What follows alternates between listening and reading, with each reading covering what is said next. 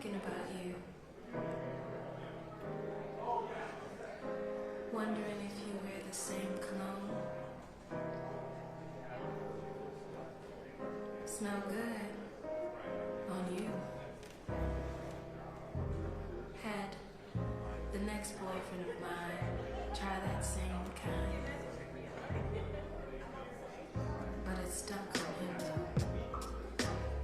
You know what they say, everything ain't for everybody.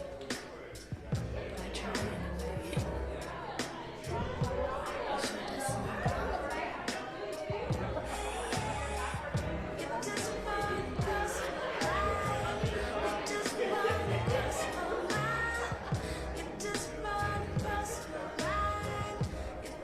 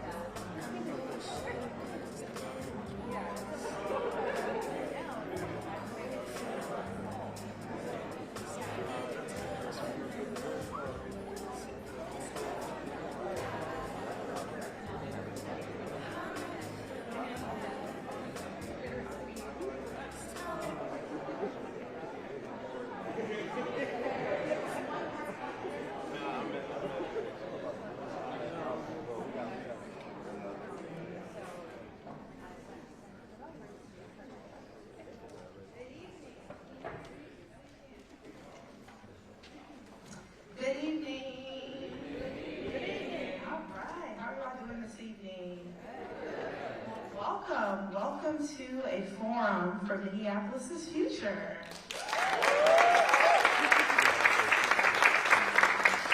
This event is hosted by the African American Leadership Forum as well as the Coalition for Asian American Leaders.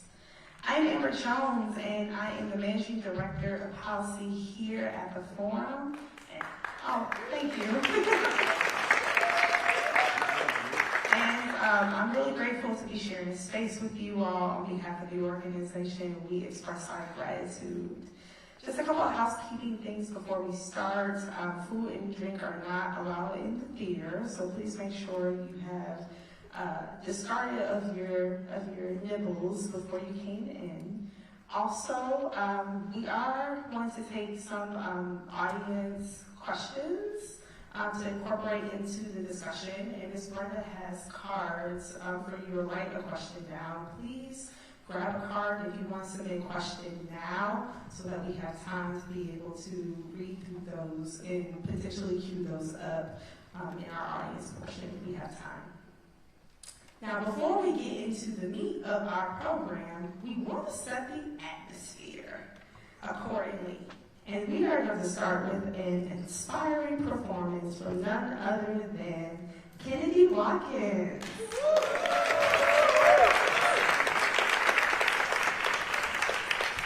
Kennedy Watkins, formerly known as Kenny Hurst, discovered her gifts and call to music at an early age. Sharing stages with her family, at church, and beyond, renowned artists have shaped her to have a versatile and powerful voice. Kennedy has a heart to share through her talents to audiences of all sizes, classes, and backgrounds. Please give a warm round of applause for Kennedy Watkins.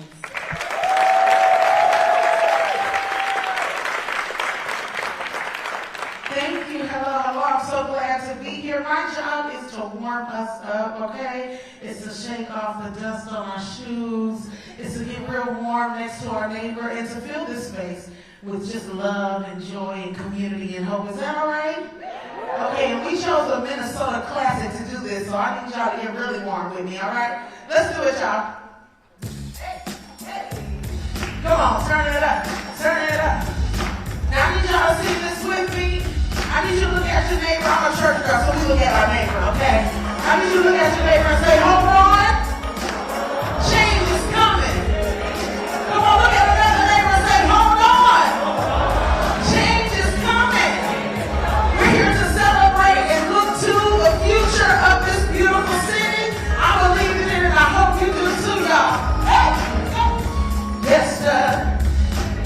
A man said to me, he said, how can you smile when the world is tumbling down? I said, here's my secret. When I wanna cry, I take a look around and I see that I'm getting by, and I hold on. Change is coming. Oh, hold on. Yeah, don't worry about a thing. I said, hold on, 'cause you can make it. Hold on, everything's gonna be alright. Some people like to worry, some people like to hide, some people like to run away from the pain inside.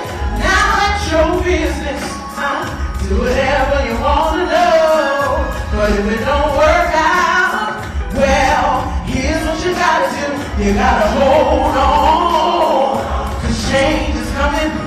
You gotta hold on, and don't worry about a thing. You gotta hold on, 'cause you can make it.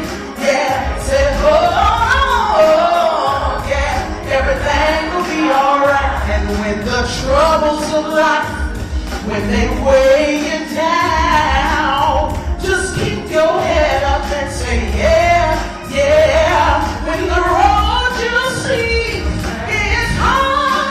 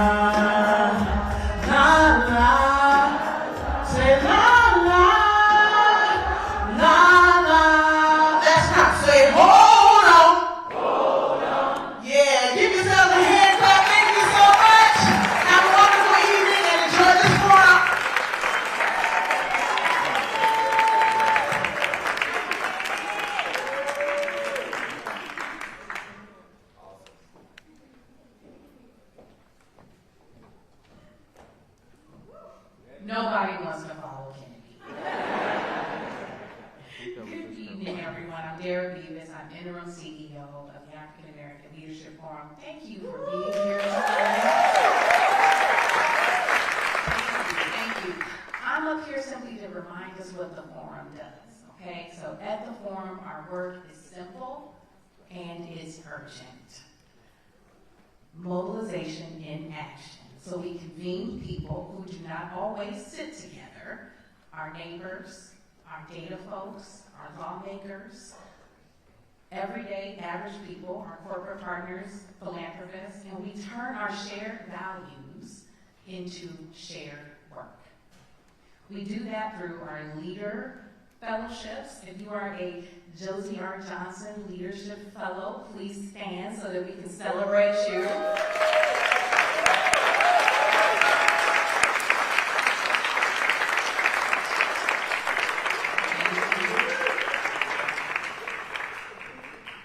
And if you don't know who Josie R. Johnson is, then you better Google when you get home.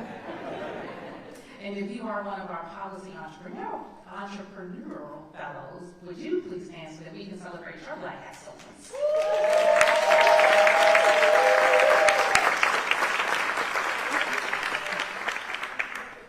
So our work is celebrating, uplifting, and pouring into these amazing Black leaders who are shifting the change that is going to be coming, okay? We also are shaping policy priorities that are driven by you, people in community. We are also organizing meetings just like this one. So if anyone asks you, what does the forum do? You know what we do, okay? We are mobilization in action, we are leadership developing, we are convening, and we are driving community wisdom policies, okay? And we're doing that for you and with you, and it's all about you. And I want to also just say that none of what the change is that we're talking about tonight happens by accident. It happens because we are aligning power, resources, and accountability, and we need that with you. So please keep showing up. Ask your questions tonight. And here's my last invitation, and I'm going to get off the stage. I want you to listen tonight for what's actionable. And I want you to meet someone here that you don't know. And I want you to name one commitment that you can make this week. Send the email. Share the data, open the doors. This room that you're in is an engine. If we do our parts, we will not just be admiring the problem, we will be moving it. So thank you and enjoy your evening.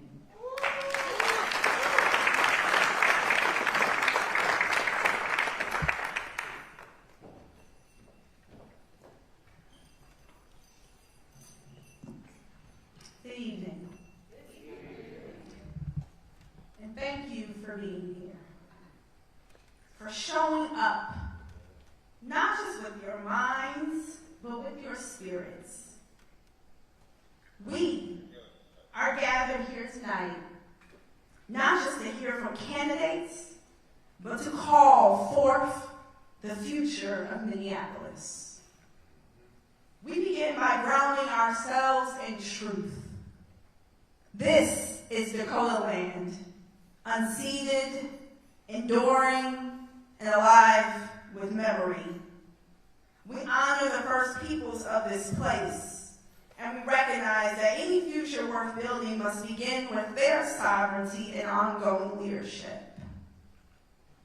And we also acknowledge the stolen labor of our Black ancestors, those whose hands, hearts, and brilliance built this country without pay, without recognition, and without rest. Their labor, their resistance, and their dreams are stitched into the foundation of our institutions, our roads, our cityscape, and our very presence here tonight.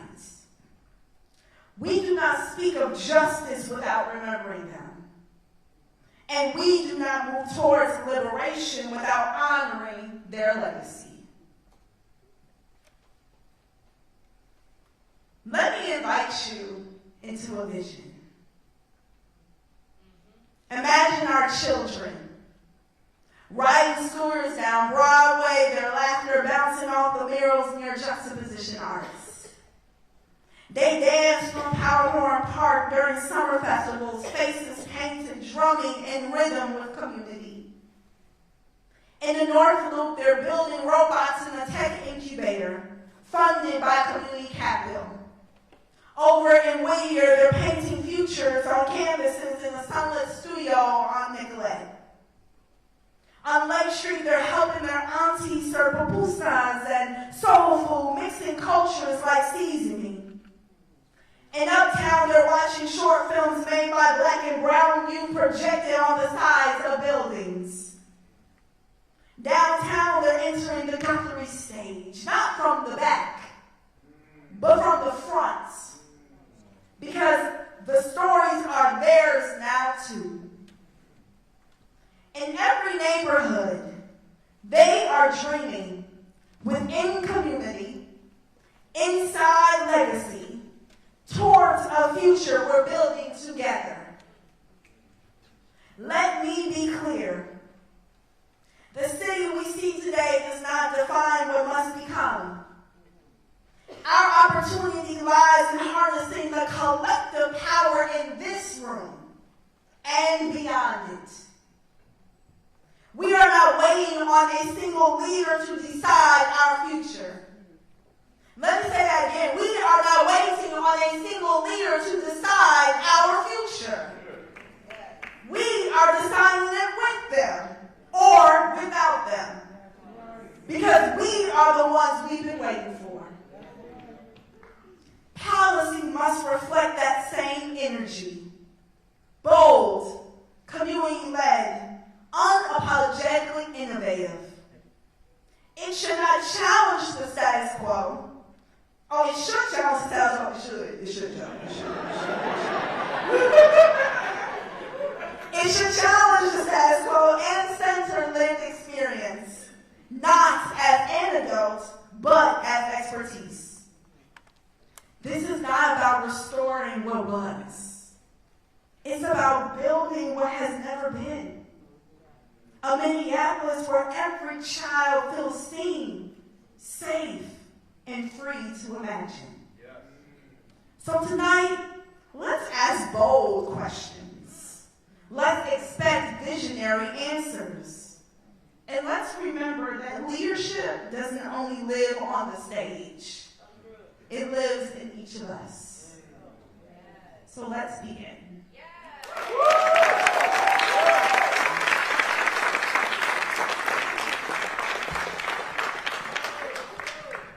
As we transition into our moderated candidate forum, I just want to level set in the room that we are here for an uplifting but also direct conversation rooted in respect and community and care.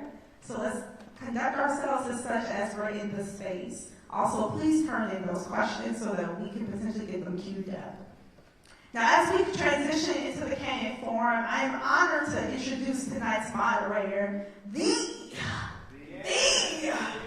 Dr. Uhuru Williams.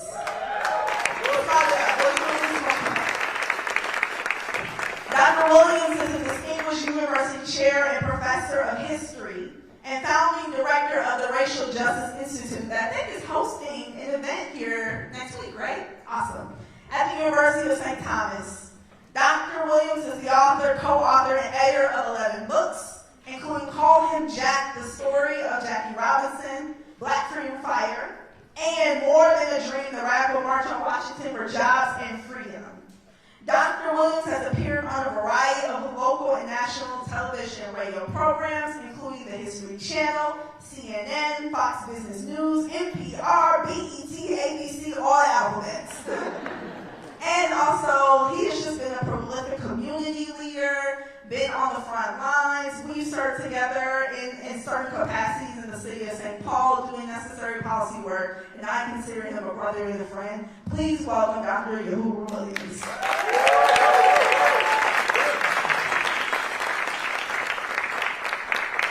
Good evening, friends. How's everybody doing?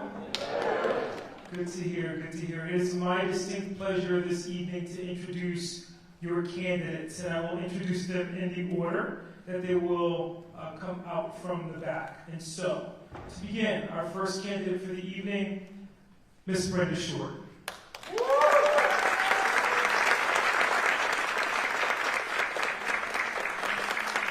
Our second candidate this evening, Mr. Jacob Fry.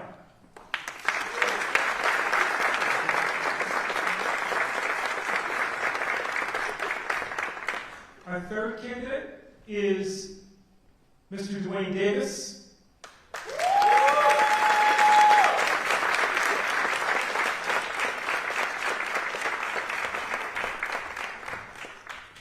Fourth is Omar Fateh, Mr. Omar Fateh.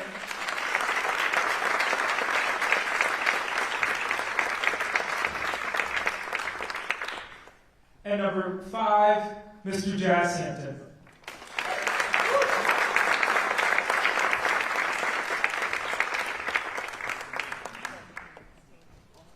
Candidates, you may be seated. Another round of applause for our candidates, please.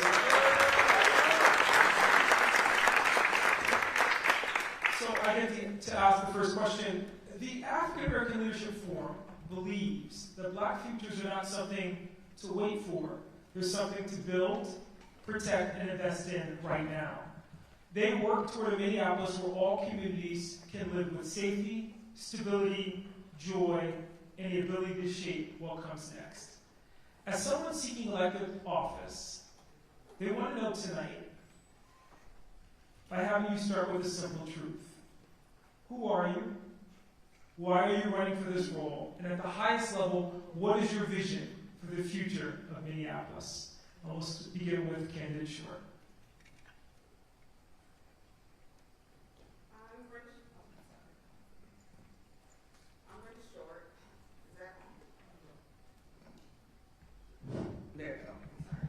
I'm Brenda Short. I'm a community member. I have a background in criminal justice and financial. I believe my future for Minneapolis, for all of us, regardless of your income, be allowed to stay in our city. Our city is facing a crisis with crimes going up and property taxes going up. It's time for a leader that believes that we need to be safe and start balancing that budget so we can all afford to live in Minneapolis. Thank you.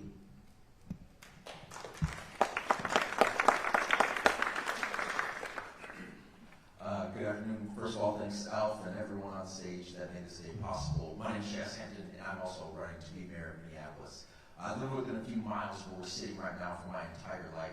I've seen the opportunity and the potential that our city has, and I'm running so we can live up to that potential.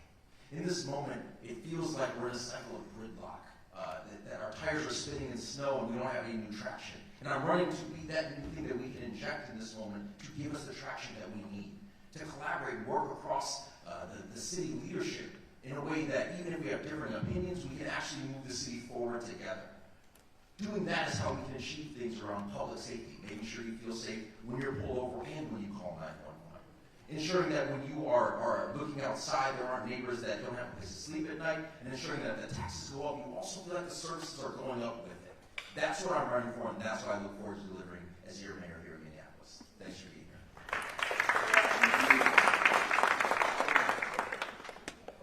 Well, good evening, Northside. It's really good to be here with all of you. My name is Jacob Fry.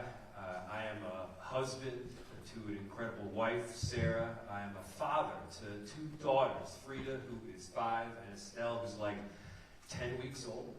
I love Minneapolis. Raising my family here, I just moved my parents out to this city, and I want to make sure that we realize every bit of potential in this city. And to do that, we work directly with Northsiders. We work directly with the African American Leadership Forum to do the necessary work on Northside Forward, to do the necessary work to build communities, to make investments, and to make sure that the precision of our solutions match the precision of the harm that was initially inflicted. I'm proud to partner with you. I'm proud to be your mayor, and I ask for your support.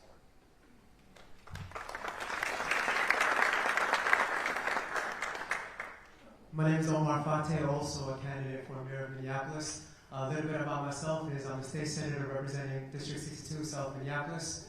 I'm a renter, the son of Somali immigrants. Also a first-time father. My son is about 9 weeks now. The mayor and I timed it on purpose. And right now I'm running because it seems like we have a tale of 2 cities.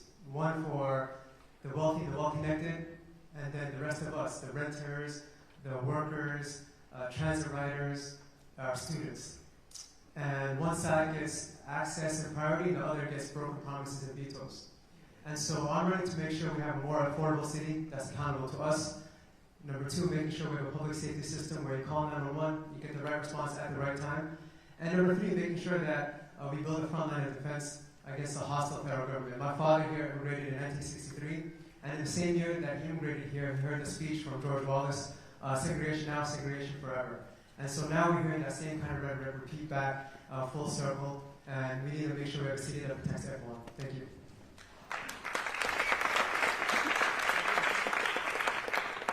Thank you so much. My name is Dwayne Davis. I'm running for mayor. I am a minister who lives just a few blocks from the Capri Theater here and walk down this street quite often. A little bit about myself. I am the 15th and youngest child of a minister and a kindergarten teacher who started their life off together during the most violent and segregated time of Jim Crow, Mississippi. But I learned from those parents who worked very hard and sent all 15 of us to college about I learned from them about the power and promise of community, the power and promise of faith, but also the need for the government to partner with people so they can realize their dreams. And I'm running for mayor because I don't want anyone to be left behind. And this is a mission moment for us because we have a federal government that is determined to make sure that it excludes many of us from that promise. And I'm running to make sure that every person in this city has an opportunity to realize all of their dreams. Thank you very much. Thank you, candidates. We'll now invite our first community question.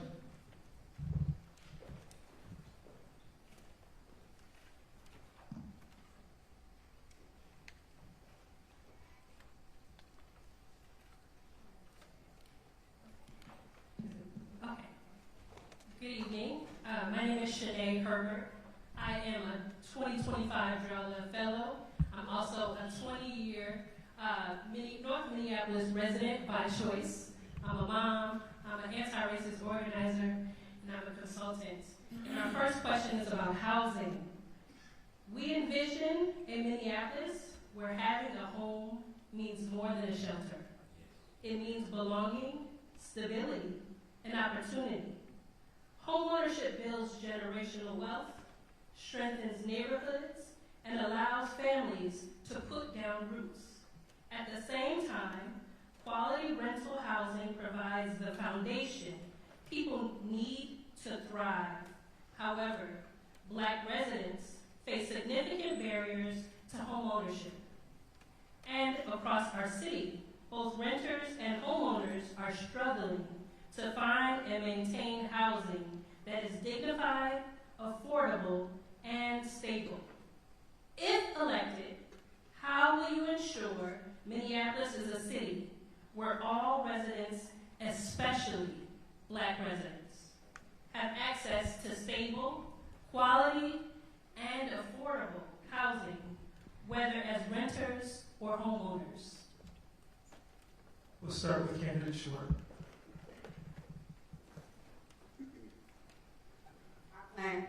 I plan to have a program to stabilize the property taxes. People have to focus on the property taxes for all, because as a homeowner, many of our seniors and our low-income family who own homes need to make sure that it stays at a simple level, not increased by 1 or 2, not 8 or 10. That also, I want to work with property owners that rent out to renters. And I want to make an agreement with them to make sure that says, if I stabilize your property tax for the next 3 years at this amount, you promise to stabilize those rents for each apartment, the same amount for the same 3 years. That makes our residents stay here longer, even as a homeowner and a renter. I want to make sure that everyone has a choice to stay in our city, and that's my plan for Minneapolis. Thank you. Candidate Fry. Candidate Short mentioned a great program that stabilizes property taxes in exchange for keeping the rents affordable. It's called our 4D program. As mayor, we started it. But that's not all we started. We are now producing in Minneapolis 8.5 times the amount of deeply affordable homes since before I took office. We are keeping rents down more than virtually any city in the entire country due to increasing supply and adding subsidy. We are broadly recognized as among the very top housing cities in the entire country, and we have a lot of work left to do. You mentioned home ownership. The best way to build intergenerational wealth is through owning a home and then passing that equity on to future generations. And what we saw is while a whole lot of families out there can cover the monthly amount on the mortgage, they often can't cover down payment assistance. And so Minneapolis stepped up. We worked with lenders, we worked with financial institutions, and we worked with community members to make sure that more people had down payment assistance. More people were able to occupy these homes in a home ownership model and then pass that wealth on to future generations. This didn't happen by accident, it happened intentionally. And in my final term, we're going to double down on that work even further to make sure that more people own a home and to make sure that everyone has that right and foundation for which they can rise. Candidate Davis. One thing that we have to also recognize is that the government has gotten out of the business of really supporting and incentivizing housing for the mass of people. Actually, what the government has done, especially since the 20th century, they've gotten out of the business of working with people to have housing, and they've been privatizing it. So they've been incentivizing private developers to do it. That's okay, we need the supply. It's important to have a range of options, but we also need the government to start incentivizing the things they want to see. And so that means is working very closely with public and nonprofit developers of projects that can really build affordable housing, but also the diversity of housing, not just apartments, but townhomes, not just townhomes, but flats, but also targeting that housing here. Usually when the private developers decide to have a project, they want to go into what is called the places with the largest buying power, or the hip places. It doesn't want to settle in the place that has been experiencing disinvestment. Here in my neighborhood, again, those developers aren't interested in building their fancy projects here. So the government should play a larger role in saying we're going to support And we're going to incentivize you choosing these areas here. And then what we should do is, in between that time, invest in the infrastructure here. Make sure that you're getting the streets done. Make sure that you're getting those vacant lots cleared up. Make sure you are really making it presentable and ready for people, especially nonprofit and public developers, to invest and build. Candidate for 10. Yeah, I appreciate the question being specific towards black people and black families. As a state senator, I've seen our black workers, our black families show up and win for our renters and for future homeowners. That's how we've gotten a whole host of tenant protections across the finish line. It's how we got things done like the first generation home buyer program, which was a huge victory to give opportunities to families that historically have been left out and not being able to purchase a home, acquiring that wealth and pass over that wealth to their families for generations. That's the kind of vision we need to have for the city of Minneapolis, increasing more affordable housing, making sure that we're protecting our renters by exploring and implementing our rent stabilization policies so families do not get priced out, making sure that we're not having out-of-state entities buy properties, but having the opportunity for community to buy and keep property, especially in their neighborhoods. Things like TOBA, the Tenant Opportunity to Purchase Act. That's one way in which we can do that. One of the major issues we're facing as a city, especially here in Northside, is that there are gigantic entities from out of state, from Florida and California and New York and Atlanta, buying up large swaths of properties, not for the intent of keeping people housed or keeping properties affordable, but for a profit for themselves. And so we need to fight back against that. We need a mayor that'll stand up and keep the properties in the hands of our community and not let it go. Thank you. Candidate Hampton. I wish I had 5 minutes to talk about this, but I don't. First of all, you'll hear the phrase, a rising tide will lift all boats. So if houses are more affordable, it'll be better for everyone. Well, some of our boats have a hole in it. And it was set up and made to have a hole in it from the beginning. So we have to plug that hole before we do anything else. That means investing in communities in a deeper way that have been marginalized in this way, especially black communities in Minneapolis. Listen, let me give you a real-life example of it. We have to invest more in our housing trust that allows us to give those dollars to families. Over 4,000 students in 2021 did not have a stable place to stay in Minneapolis when they were going to our public schools. We have to deeply fund that program so we know that it will never run out of money, and in fact expand it even more. Because let me tell you what it actually looks like in purpose. When my dad and mom moved here from Gary, Indiana, and met my mom, they bought a house. And when they bought that house, it was 1,300 square feet. And when Cedric came over, one of my brother's friends, and said, I don't have a place to stay, he stayed at our house. And he stayed there for 3 years. And then after Cedric, it was Deontay and Rodney and Leon and Vernon and Jamal and Craig and so on. 10 kids in our 1,300 square foot house. But guess what it provided? Stability, opportunity, and a real chance to grow within our city, the city that we all love so much. So if you're looking at someone and saying, yes, we need to get a renter into this house, we also have to convert it into ownership. And the city has to invest in that, whether it's ALF and the work they're doing at Groundbreak Coalition and us partnering deeper with nonprofit organizations. We have to build more and we have to make more available. Thank you, candidates. Community question number 2.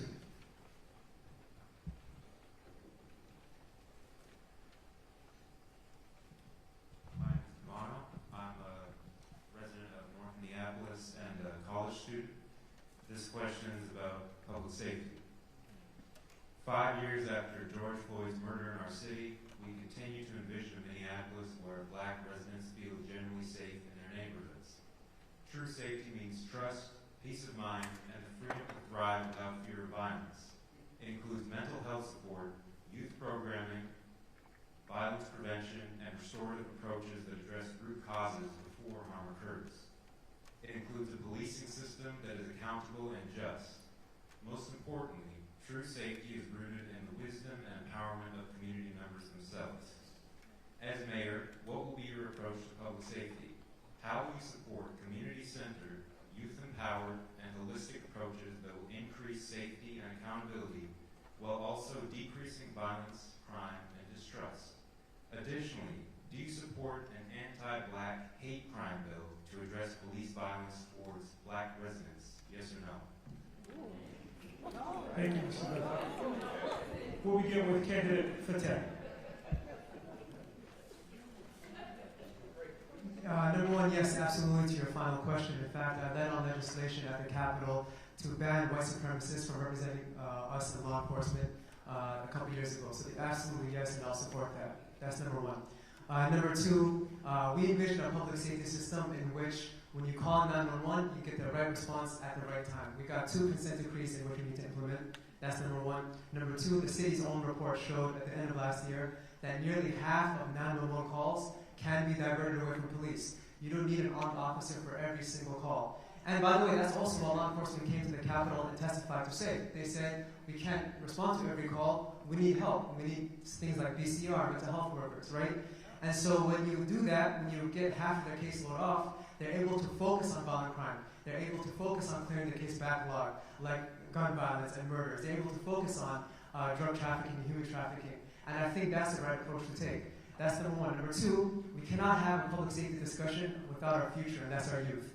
We got to make sure that we're investing early on, being proactive, investing in programs, but also in jobs, putting money into their own hands.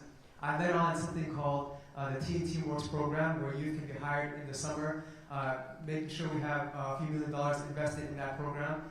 And I saw firsthand the effects of it. And I got to talk to students after the program ended and ask me, hey, what do you spend the money on?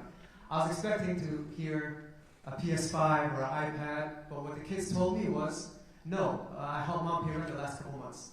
And so these bad kids you're seeing in the media that are being portrayed negatively, they're not failing us, it's us failing them. We need to invest in them. Candidate Hampton. There are 2 parts to the, first of all, yes, I will absolutely support that legislation. Second, when it comes to improving safety within our city, there's 2 things we need to do. We need to invest in youth services and ensure that the public safety system is actually reflective of what we're hoping it will be. I sat in the 911 call center for 2 hours last week, watching calls come in and hearing what they were saying. And the operator said to me, you know, the behavioral crisis response team makes more work for me, but thank goodness they're here. And we need more of them because it diverts other calls to other people and the police officers that we need to answer very serious crimes can go to them. We need to invest deeper in public safety. And guess what? If you've probably walked by someone who maybe was dealing with a drug addiction or was experiencing homelessness in a moment, and you didn't even feel comfortable enough to call 911 to help in that moment. If you didn't feel comfortable enough to call public safety when you saw a need, then our public safety system isn't working.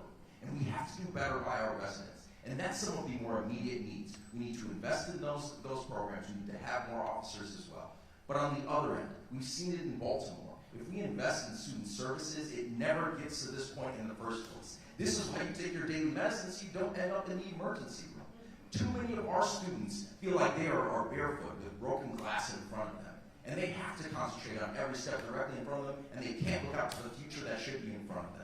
That is the investment we have to do in the city of Minneapolis. We have to step up and say our students shouldn't be in that situation in the first place. Candidate Short. The answer is yes to your question. I plan to build a relationship with our peace officers and our community members. You notice I said peace officers because I used to be a peace officer. My job was to bring peace to our community, first of all. And second of all, I would like to build a relationship with families and our peace officers, just like Edina police officers do. They start inviting mothers and children of color to a monthly event. I attend that monthly event every month, and they want the relationship with the children of color and their peace officers because that makes them, the children, understand that it is okay to talk to a police officer in that community. And that's what I want for our community because our children need to know their peace officer and our community needs to trust our police officers. I also want to bring to the attention is I'm the only candidate that focus on bringing children into the fold of our election. I hired 50 students from middle school all the way up to college to make sure that our children had something to do this summer. That being said, notice this year we did not have any incidents of children of color doing anything bad because I made sure they had a job and something to do this summer. I focus on our children because that's my community. Thank you very much. My name is Brenda Shaw. Candidate Fred. Yes to the legislation. And we can't stop there. About 4 years ago, people talked about wanting to have a comprehensive approach to public safety. Wanted to have not just police officers, but also mental health response. And I'm proud to tell you that today we have mental health response 24 hours a day, 7 days a week, and we can keep on expanding that work. Right now, our police department is more diverse than it has ever been in our city's history. And right now on the north side, we have seen fewer shootings than any time since at least 2007. That's not to say we're there, because we aren't. The work continues, but I'll tell you how we got there. We have police officers working directly with community members, with moms and grandmoms. We embedded a police officer with the U.S. Attorney's Office to make sure that we're prosecuting perpetrators of violent crime. We've been able to expand out a number of different safety services, and we invested in kids' recreation. About $3 million annually to make sure that kids, it's not just about not going down the wrong route, it's about giving them the right route in our parks, with our recreation. Do we need to be doing more? The answer is absolutely, and we can do that together, but the progress is very real. Candidate Davis. Yes to the legislation, and I want to tell you why. Because the Minnesota Department of Human Rights and the U.S. Department of Justice did a pattern and practice investigation and found that there is bias replete throughout the police department, and therefore became a part of the court enforceable settlement agreement. And I want to start there. That court enforceable settlement agreement has provisions on how we can reform our police from use of force, from stop searches and seizures, from bias in policing. And the one thing that we have to do, this is our chance to make sure that we embed those changes in that police department, and we have full accountability for their safety, for the safety of this community. We have to stay on top of it. We cannot just rely on checking the box. We have to make sure that they work that entire plan and set expectations that they do. Now, on just public safety writ large, one of the things that I would do right away is task the Public Safety Commissioner and the Chief of Police to have an annual comprehensive violence intervention and reduction plan. Develop, working with violence interrupters, working across jurisdictions with the sheriff, the state troopers, making sure that we have a plan that everyone can tap into and watch, including you, and know what progress we're making and hold us accountable for it. But the idea is to make sure that every part of the community safety matrix is fully resourced, operating at full capacity, and accountable to us, the residents of the city. Thank you, candidates. Community question number 3.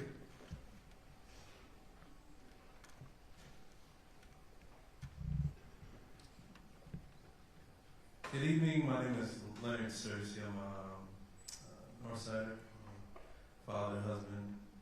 I grew up in this theater, actually. Just happy to be here tonight. So, this question is about unsheltered residents. We envision Minneapolis where everyone has a safe place to call home, a foundation for stability, dignity, and the opportunity to thrive. When people have shelter, they can access health care, employment, and community support. Despite reports from the city of Minneapolis and Hennepin County citing a significant decrease in unsheltered residents, community members continue to call for more action. In addition, the city's approach to encampments has been a source of ongoing public conversation, and questions remain about how to balance immediate needs with long-term solutions that address the complex challenges many unsheltered residents face. So if you're elected, what solutions will you pursue to solve the ongoing challenge of residents remaining unsheltered, including encampments, in ways that center on human dignity? And in what ways would you rapidly connect people to shelter and holistic services and create clear pathways to stable housing? Candidate Davis. Thank you so much for that question. The first thing that we need to do in the city is expand our homelessness response team. Right now, from what I can tell, we have only 4 people on the homelessness response team, and they report to regulatory services. I would immediately work with the City Council to expand that homelessness response team to have at least one person responsible for every ward, a connective tissue to nonprofits, to the county, making sure that we have several pass-throughs to people who are unsheltered, people who are undergoing at least some kind of mental health challenge, or who have a substance use or disorder. I would move that homeless response to the Department of Public Health so that we can get the benefit of interagency collaboration, that you can touch people, that people would have a range of options that we're trying to connect them to, as opposed to just moving them out of the way. And here's the thing. If we have that office scaled up for the scale of our problem, then we can get out there before even an encampment takes hold. I don't want the encampments to even get to that level, because as soon as the encampment gets really large, then that's when the crime is going to happen, and then you have no choice but to send law enforcement. But let's stop the encampments from happening in the first place. I spent yesterday with the Jordan Area Community Council and Twin Cities Recovery Project, who did a focus group of unsheltered people. And the one thing that they did, and the one thing they heard, is that we must give our unsheltered neighbors the presumption of their full humanity and listen to their stories. And I wish I could tell you all that we learned, because it's very human needs that we are ignoring when we just sweep them away. Candidate Fry. We start from a place, and must start from a place, that housing is a right. That everybody should have that safe place to go home to at the end of the night, to rest their head on a pillow and to rejuvenate for the next day. And right now, in Minneapolis, we are doing more than ever before to provide that right to more people. And while unsheltered and sheltered homelessness is dramatically going down in our city, in other cities it's going up, it is also righteous to say that we need to be doing more. I was the one that advocated for the homeless response team, and I will also be the one that advocates to increase it and further work with our county partners. And here's how we work through the very difficult issue of homeless encampments. We provide service. We provide access to shelter. We provide care and culturally sensitive treatment. We go out there with a mobile medical unit, yes, working with our public health department, to make sure that people get the kind of health care right on site delivered to them that they need. And then we do that again and again. And yes, we also close homeless encampments because they are not safe. They're not safe for the people living there, nor are they safe for the surrounding neighborhoods.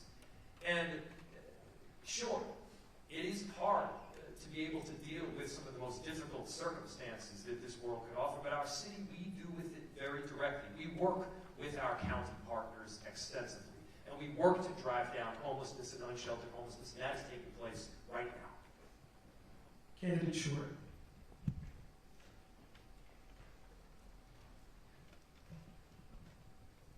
First, we need to focus on stopping the unhoused neighbors being shipped to our city. I'm the only candidate that lives off of Lake Street, and for months, we have been seeing buses, vans dropping off unhoused neighbors, promising them from other states, promising them housing, and that's why it's getting more violent, because they're coming from Chicago, New Orleans. I would first want to focus on that problem, and second, I would focus on our foster children, because many of you don't know, I used to be unhoused in the streets of Minneapolis. So one of my colleagues who was unhoused with me was a foster child who turned 17. Because she was 17 and graduated out of high school early, she was given $500. And without a social security number, without her birth certificate, she had nothing but the $500. And this led to her being unhoused. And then, you know what happens after that, she started selling her soul. for money. And that needs to stop because we need to start having a plan. And because I was unhoused in Minneapolis, I want to make sure that I'm involved in that because I deserve to know each and every one who is unhoused so we can make sure they have a place called home, a place that can be safe and make sure that if they're on drugs, we need to help them. We just need to help. Thank you. Candidate Hampton. This ultimately comes down to understanding the human dignity of each one of these folks that are experiencing this in their lives. We have to do something very simple and direct. We have to do a housing first solution, and we have to do it in a by name approach, and we have to invest deeper in it. I'll walk through those three. A housing first approach means if you have addiction services needs or if you have mental health services needs, that is not the first thing. We have to get you inside. It's like a game of musical chairs, and there's 9 chairs and 10 people going around, and the one person who doesn't get a seat, they have a boot on their foot. And you're like, oh, of course, you have a boot. You didn't get a seat. We need to get another chair. And then we need to put them in that chair and then address that need. And that's what we're not doing right now at the level that we should. And then once they're there, these services have to be directly in proximity. If you are in North Minneapolis in a housing solution, you do not need to be going to Minnehaha to get Narcan, and you should not be going to Southwest Minneapolis for your mental health services. They have to be directly in proximity, and we have to do it now. And in order to get them there, we have to go on a by-name basis. That means you go into an encampment with 38 people and you say, hey, John, how's it going? My name's Jazz. I've been at Catholic Charities for the last 5 years on their board, understanding some of the services that we deliver.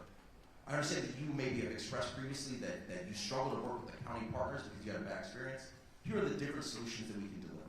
And then you do it again the next day, and again the next day. And there's more people that live in my house than are on the homelessness response team. It's not enough people to do the work. We have to go and deliver those services with a more robust team, and that's what I'm dedicating to do as mayor. Candidate Fateh. Nobody wants encampments to occur. None of us want it. Our unhoused neighbors don't want it. Our neighbors don't want it. But until we take a more strategic approach, they're going to continue to occur like we've seen them happen. We need to take a more humane and compassionate approach, which includes housing first, housing folks whenever possible. We need to work better across jurisdictionally with our county, with our state, to bring in the resources and funding to make sure that folks get the help and services that they need. And I have experience doing that. I've worked to bring in millions of dollars to Simpson Housing, to Agate, to Vivo, working in human services as the vice chair, ensuring that folks don't have only access to treatment, but culturally competent treatment, folks from different communities, because that's what people have been asking for. We need to make sure that when we're engaging with our county, that we're ensuring that these kind of treatment solutions are available. When I've gone to the ground, when I went to visit encampments and talked to people, a lot of times they've said that the city has not made a good faith effort in reaching out to people. They've said that when they come with the resources, for example, the number's not working, or there's not enough shelter beds, the county has told us there's not enough shelter beds.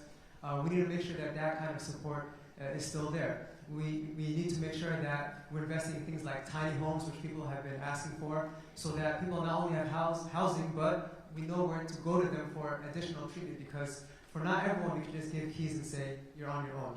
There's going to be a need for ongoing wraparound services, and so we need to take that kind of approach. Candidate Frey, you wish to exercise a rebuttal? So we do have a housing first approach. We do have Narcan available on the north side. There's a free vending machine just a number of blocks from here. And we have expanded our homeless response team, and we are working to partnership with the county that is the social services provider. And here's the thing. At a certain point, you gotta either prevent the homeless encampment from forming, which was in our budget, and it's cut, or you gotta close it once it's formed. These are the real issues that we don't deal with in a hypothetical as mayor. They're hard. They get dangerous. And we need to step up to protect not just the people in the encampment, but also the surrounding neighborhood. And that is a difference there between us. Candidate Short, you wish to exercise your first rebuttal? I'm with Mr. Frey. I was supposed to clarify that. But, I'm with Mr. Frey. You can't just start building tiny houses. Where are you going to get that budget? We are already facing a crisis with Trump. taking away majority of our money. And if we start with tiny houses, why are we not focused on the abandoned houses? Those houses are already there. We just need to rebuild them and restructure them.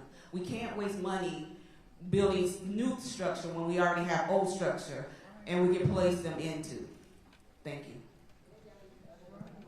Community question number 4.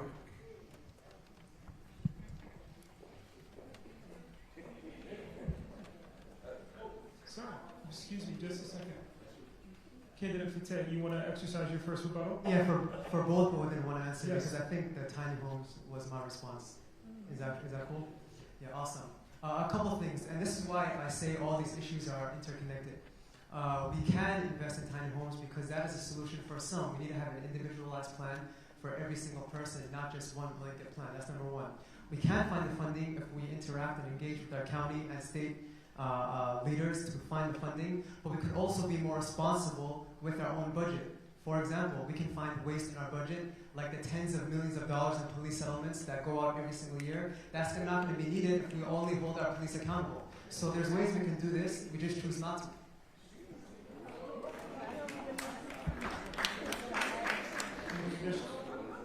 Thank you, candidates. Community question number 4. Thank you.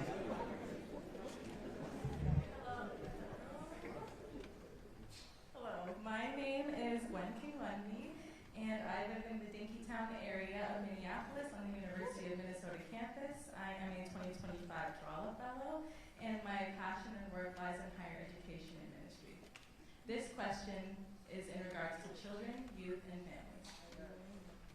We envision Minneapolis where every child has what they need to thrive academically, socially, and emotionally. When young people have access to quality education, safe spaces to grow, economic opportunities, and strong family support, they become the architects of our city's future.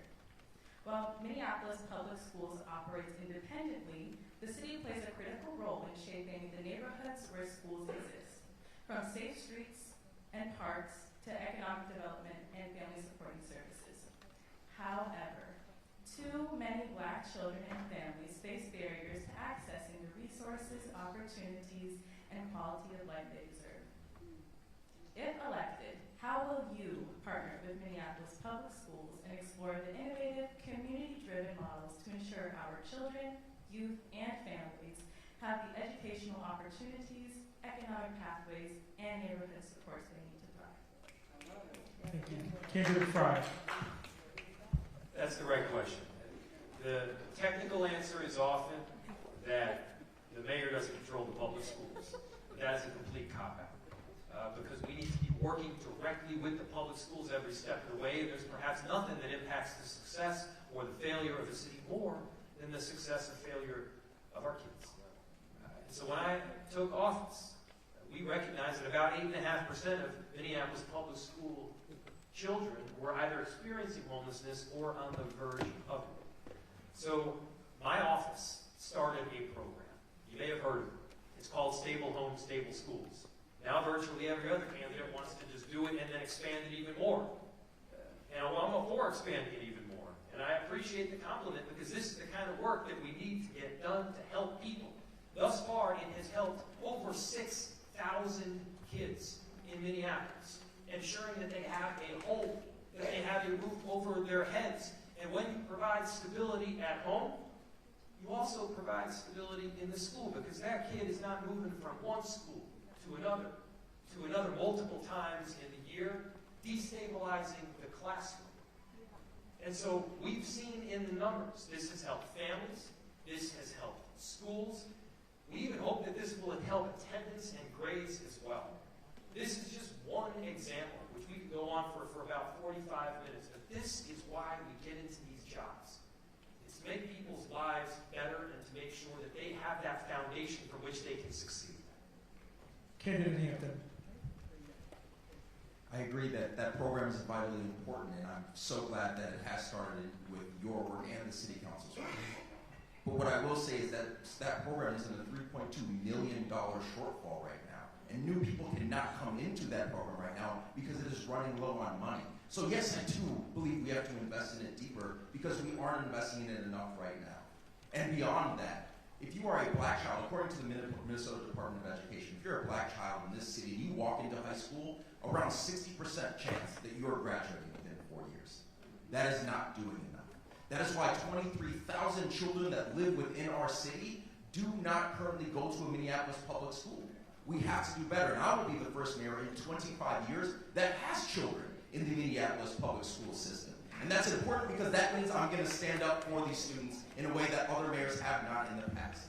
And here's my commitment, and I believe it is vitally necessary.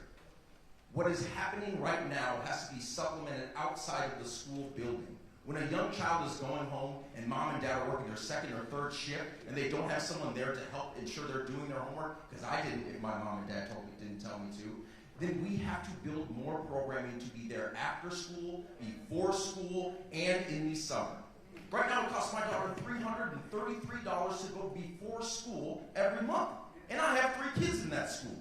We have to do better with programming for our students, and it is the city's job. Just because someone is under 18 and it can't vote for you does not mean you don't fully represent them as well.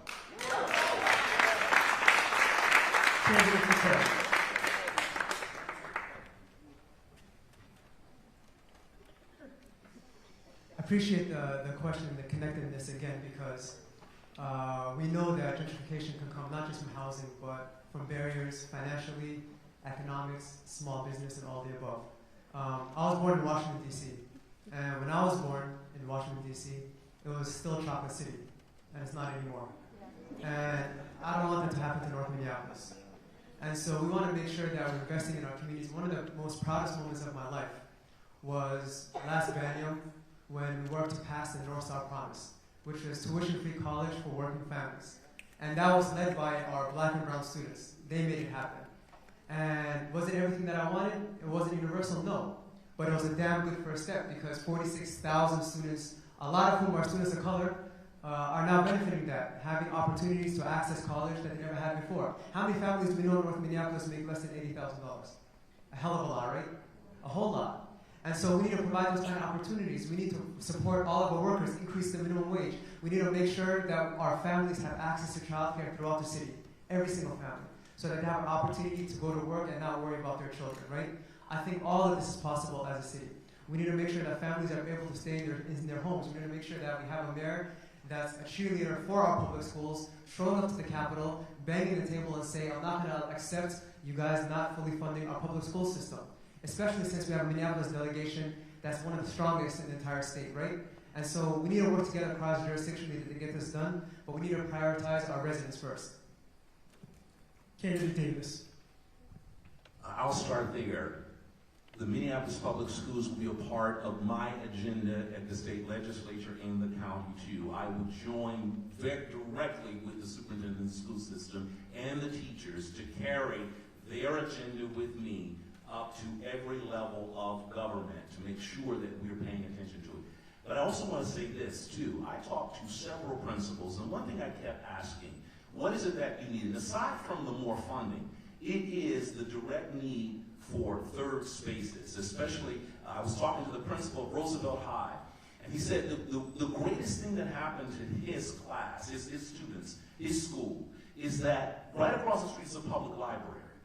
And the public library decided that we're going to have all of these kids, we're going to make sure that we play a role in making sure those kids have a safe place to go, they have homework, they have third space just to hang out. And it has made all the difference for those students. And so we need to scale that up. We need to work with libraries, with neighborhood associations, with the park board to find out if we can make sure that we create third spaces for kids so that for working parents or parents who just can't can be there when they get home, that they can have somewhere their kids to go.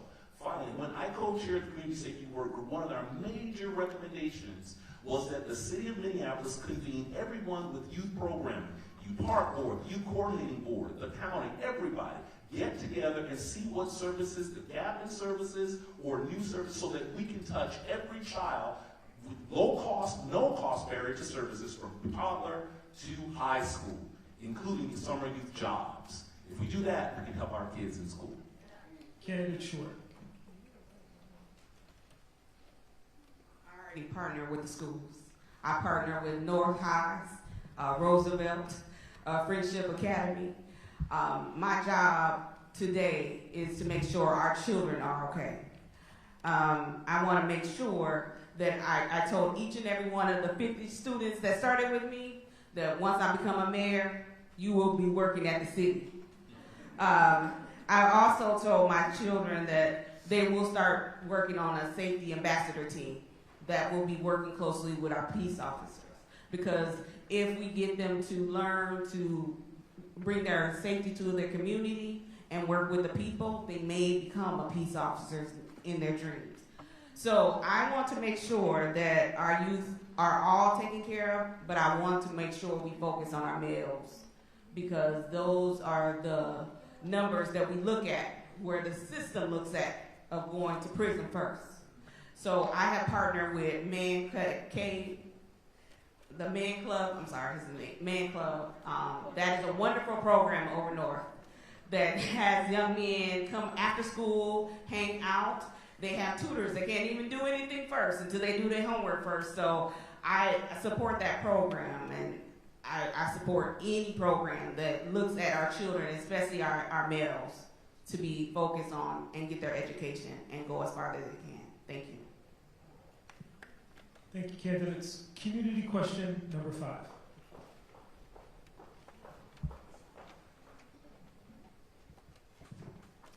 Hello, my name is Bianca. I am a proud Northside resident in the Cleveland neighborhood, and I am also an employee at the Northside Achievement Zone here in North Minneapolis, and a Mayoral fellow.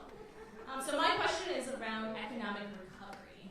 So we envision a Minneapolis where economic growth benefits everyone, where Black residents can build wealth, own businesses, and thrive in revitalized neighborhoods without being pushed out. Strong local economies create jobs, support entrepreneurship, and generate opportunities for families to prosper. Minneapolis is poised for transformation, from downtown to uptown to North Minneapolis, where the Forum's Northside Forward Plan charts a path for over $1 billion in community-driven investment over the next decade. However, as our city recovers and grows, we must ensure that all residents, particularly those in historically disinvested neighborhoods, benefit from development rather than being displaced by it. If elected, how will you spur economic development? If elected, how will you spur economic growth and recovery across Minneapolis while preventing gentrification and displacement, and ensuring that Black residents and businesses can access and benefit from new opportunities? Candidate Hampton. This work starts by ensuring that the opportunity for success is more likely than not. My background, I am a lawyer, and then I started a small business 5 years ago just off of Broadway here that I still run to this day. And what I've seen firsthand, and what I teach my students as a professor of entrepreneurial finance, is you have to start with a small risk and then grow it more and more over time. If you're selling hoodies, you don't order 400 because it's cheaper. You order 25 and make sure you do the job right the first time.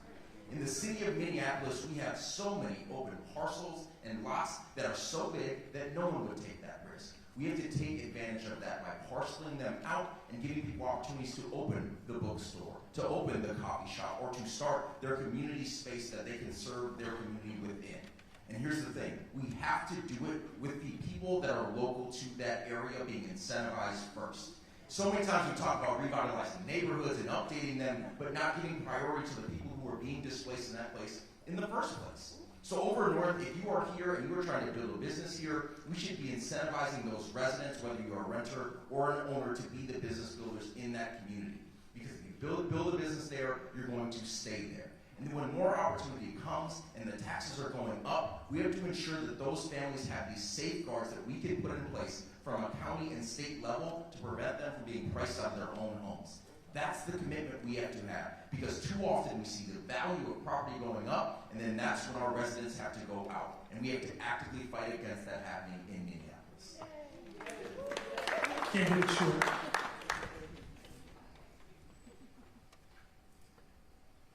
First, we need to start training our community.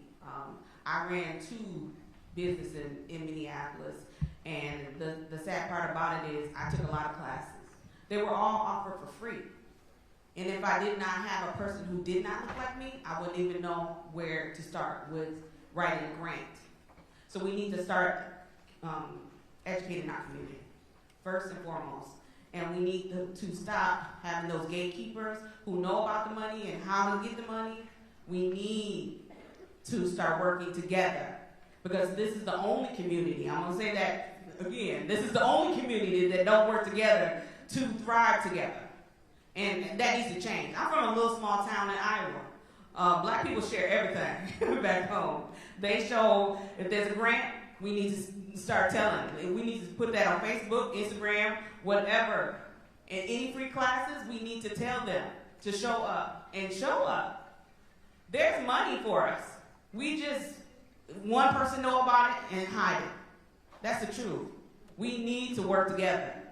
Because if we want to stay here, we need to work together to stay here. My answer. Thank you. Candidate Davis. Thank you so much. You know, I love the Northside Forward plan, and it has all of the right approaches to it. It really does talk about making sure that the investment stays here. But here's the thing that we've seen far too often. I've seen a lot of plans, and especially when it comes to the black community, when times get tough, people abandon the plan. They abandon the plan. So if I'm there, we're going to work the plan. We're going to work the plan. You stay there. You stay in the fight. You make sure the investment is targeted there. I walk down West Broadway all the time. I've been walking here for the last 12 years. And I can tell you, I can point you to the same abandoned buildings that have not been used, have not been worked, have not been invested in. And the question is, are you going to target this community for that investment? And when it gets tough, when it gets more competitive, are you going to stay in the fight? And that's the key. That's what we need right now. No abandoning. And then, here's the thing. How do you make us ready for that fight? Well, you start investing now. There are things that the city can do on infrastructure and public works to make this an attractive area for people to choose to locate their business. We need to go after those abandoned buildings. If we have these LLCs, I was just talking to the people at Neon, next to a building where they had a water pipe burst. They couldn't even find who owned the building to help them close off the water. So we need to find out who owns these buildings, make sure that we are making people invest in this neighborhood, not sitting on that property and not getting us the benefit of being here.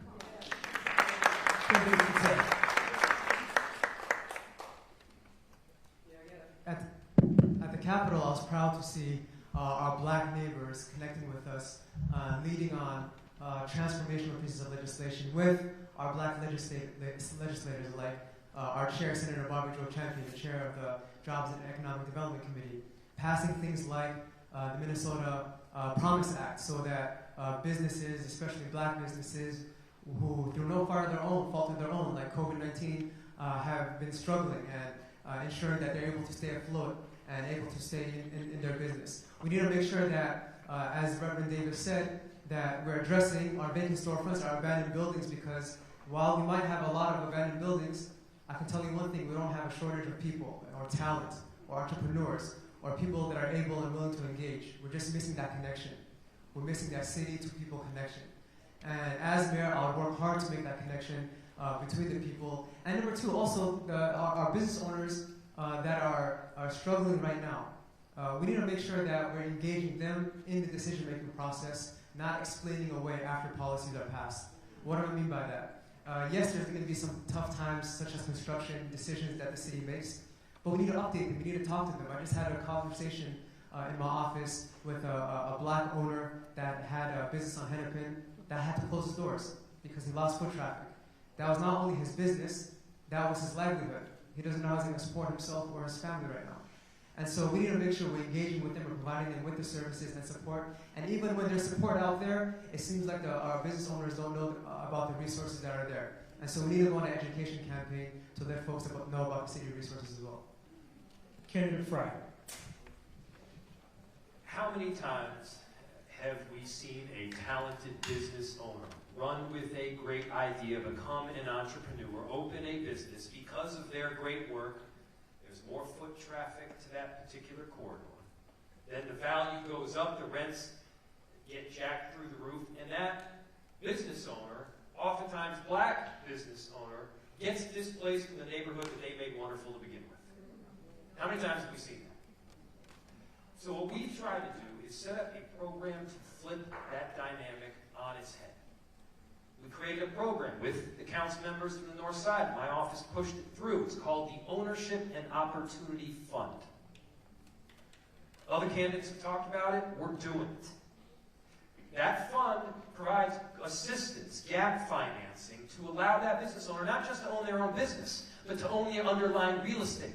So that when they do great work and the neighborhood gets better because of it, they don't get the boot, rather they gain equity. Not just in the form of like social justice, that's right. Not just in the form of equity like social equity. I'm talking about money that they make that they can pass on to their kids and they can realize the return in their investment. That's the kind of work we talk about. But we don't stop there. We focus and prioritize fundings to areas that have been more impacted, including the North Side. And look, the investment, the return doesn't happen overnight. And it's true. And we need to have the urgency of now to make it happen even faster. And we need to implement the North Side Forward program, not just talk about it, but execute it. And I was proud to meet with Adair Mosley to try to get the funding to make it happen from the very beginning. That's what we need to be doing. Thank you, candidates. Final community question.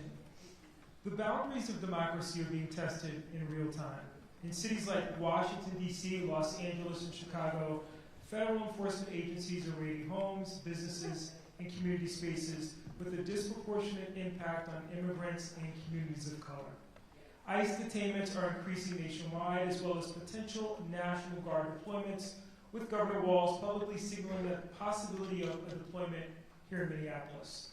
These actions not only threaten the safety of Minneapolis residents, but call into question the resilience of American democracy altogether. What will you do as mayor to defend democracy and protect the civil liberties of Minneapolis residents, particularly communities of color and immigrant communities who are disproportionately targeted by federal law enforcement actions? We will begin with candidate Short.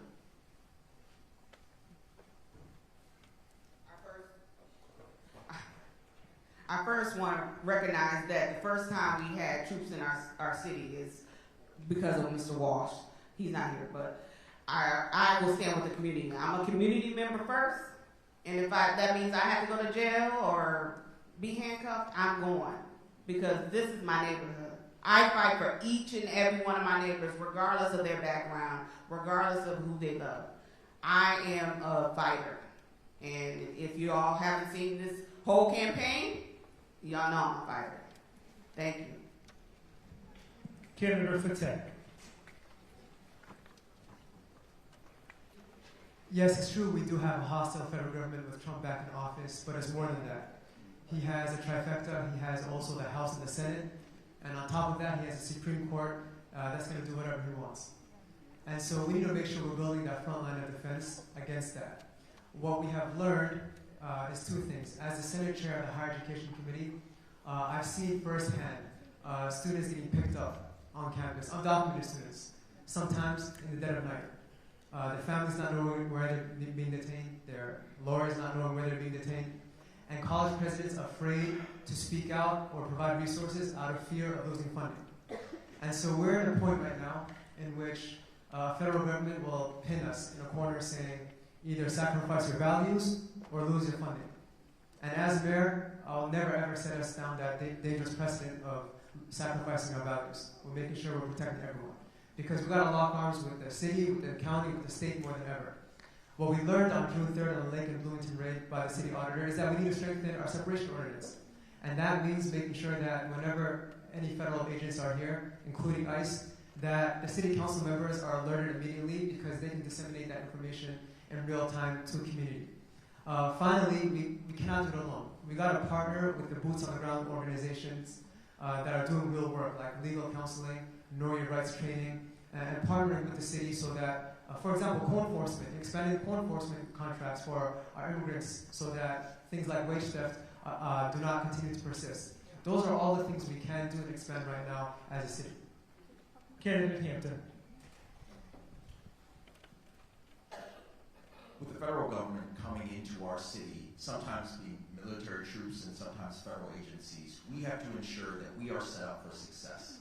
Here are the 3 steps we need to take. 1, we need to do active litigation work. I spent 7+ years as a courtroom lawyer. We need to prepare in advance with both our county attorney, or our city attorney, county attorney, all the way up to the attorney general's office to actively file lawsuits, because it's easier to prevent it than to unwind it when they're already here. That is the first step that we absolutely have to do.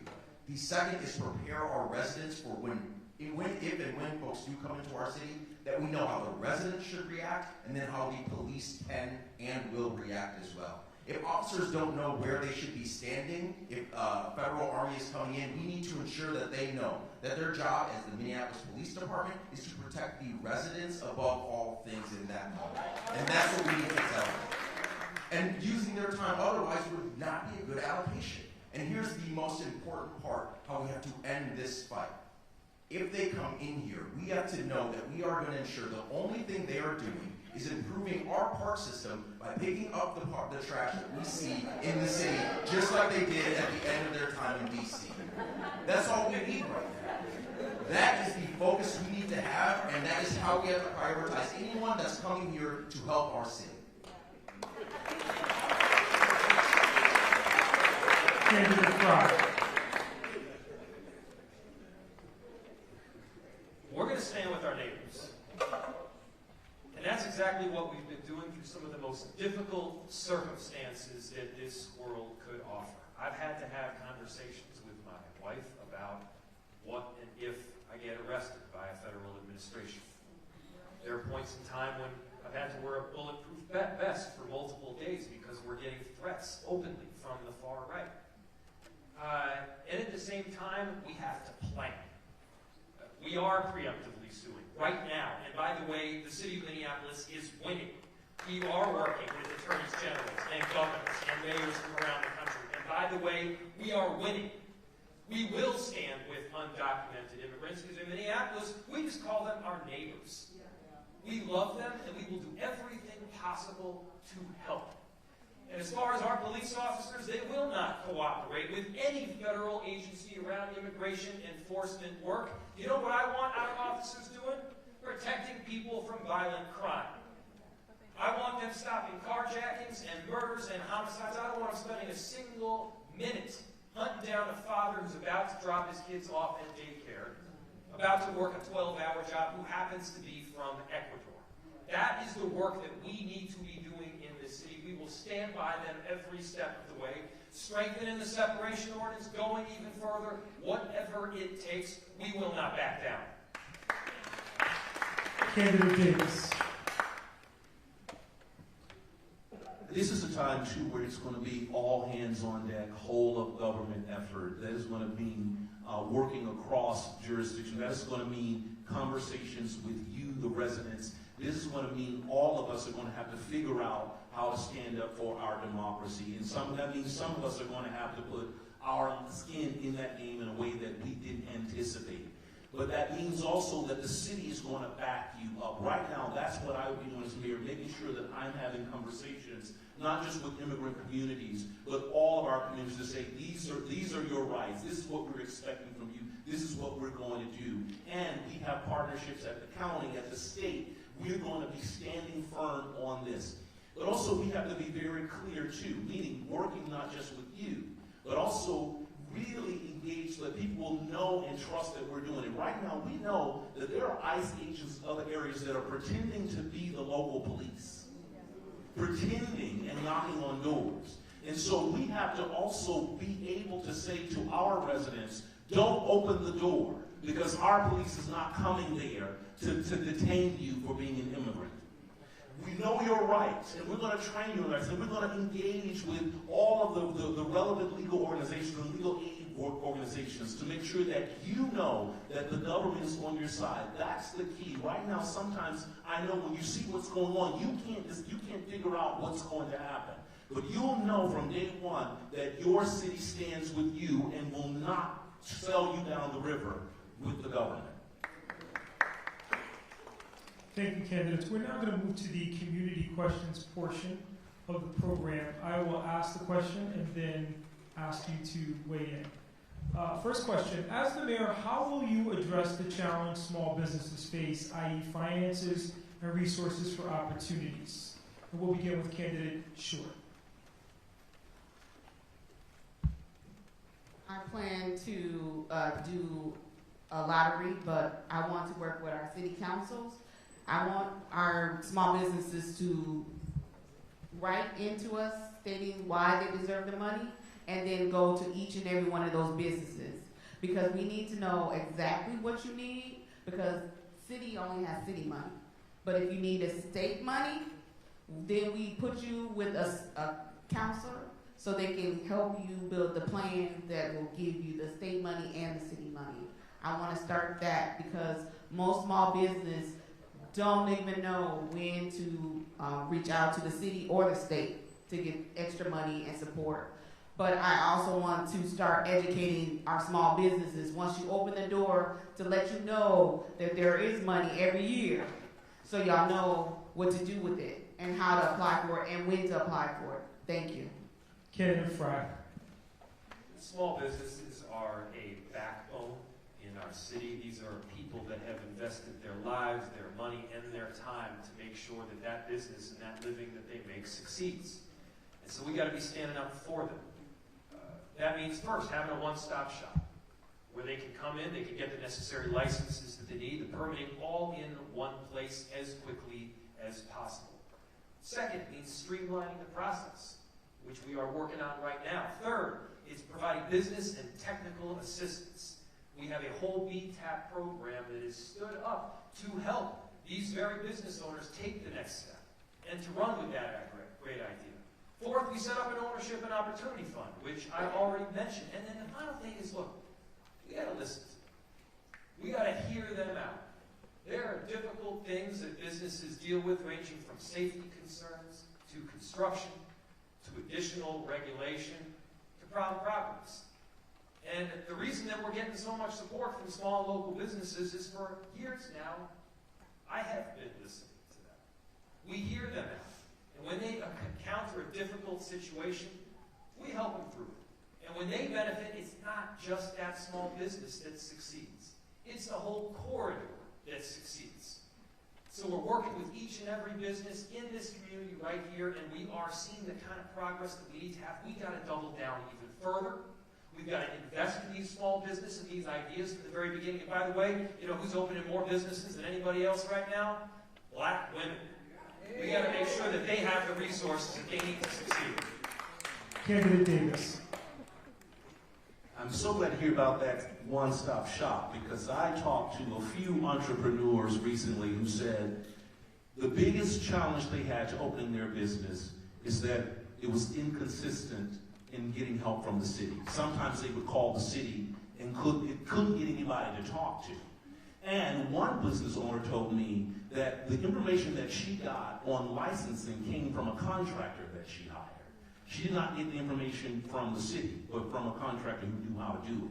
So we really do have to figure out, especially for entrepreneurs, to provide them with the information that when they call the city, they can reach somebody and then get their questions answered. I've also spent some time talking to small businesses who just weathering these last few years. And there are a couple of things that they keep bringing up. One, it is their costs around utility. Restaurants are telling us it is food costs. And these are things that we really have to engage with restaurants. We have the homegrown Minneapolis Food Council as a food plan that we need to, again, I want to say it again, work the plan. We got a bunch of plans, work them, really engage with these people so that you can be of support to these small businesses. Safety is another issue. This is why we are going to have to really work very closely with violence interrupters so that in certain neighborhoods, if your business, if it is safety that's the number one issue, we need that community-led violence intervention helping those businesses along with the rest of the public safety matrix. So we've got to really engage with businesses where they live, where the money is, and where they're struggling so they can be successful in our city. Candidate Fateh. We know that our local businesses drive our local economies. It drives our local neighborhoods, downtown, uptown, north side, south side, all around. And we need to make sure we're more investing in our local businesses and incentivizing the opening of more local businesses. What I would like to see is, number one, those incentives take place. Number two, better connection between the city and our local businesses on vacant storefronts so that we can plug in our neighbors into those areas. We don't have a shortage of storefronts and we don't have a shortage of people either. That's number two. Number three, we gotta remove every single barrier possible for folks to start a small business. Things are complicated. We gotta provide the technical assistance and the training and multilingual support so folks can get that support to do so. Number four, we gotta make sure we're not burdening and bankrupting our local businesses, doing things like fining them if there's graffiti on their wall for no fault of their own. We shouldn't be doing that. That's things that are out of their control, out of their place, bankrupting them. I think that's something that's not necessary. We need to make sure that we're partnering again with the state because we can bring in dollars through the Jobs and Economic Development Committee for minority business support, especially for our black businesses in North Side and South Side. And we need to engage in them in the decision-making process rather than after the fact. There's too many times I've spoken to our small businesses in which they've told me, after articulating what resources are there for them, that nobody told them, that they have no idea. And so we need to go on a better education campaign as a city, as leaders, to make sure that they know what's out there for them. Candidate Hampton. When we're talking about small businesses, we have to understand something. The investment dollars have to go directly to the folks that are doing the work. If we're going to invest in that work, then that is more likely that we're going to see success within those communities. So yes, we have funds. We need to do it better and to help them understand and connect to those opportunities. I can't tell how many entrepreneurs, some of which I see in the audience right now, I've met with, and I said, have you gone to the state of Minnesota? They have this grant, this application, and this opportunity fund. People aren't even aware of the things that are available to them, let alone if there's enough money left in that program in the first place.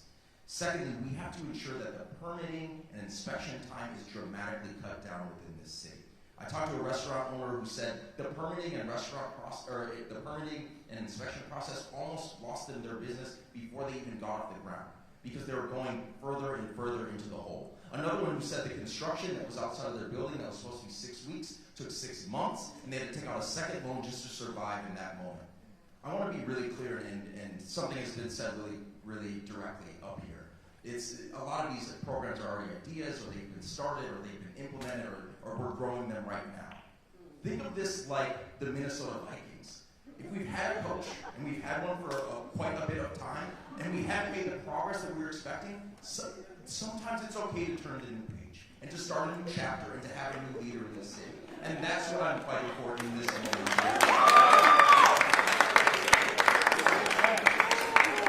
Thank you, candidates. Second community question. As mayor, how... Oh, do you have a vote?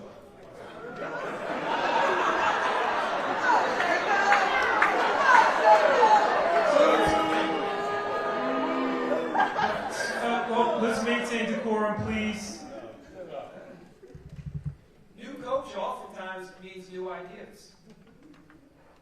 But if the ideas are the same ideas as the solutions that are literally already happening, then chances are we got to talk about just common sense and reality. Look, I have been mayor for some of the most difficult times that this city could offer. I've been mayor for the last 5 years and then 2 before that. But over the last 5 years especially, I have learned lessons that have made me a better mayor and a better leader, and I use those lessons every single day. Is it easy? No. Are these circumstances always streamlined? Absolutely not.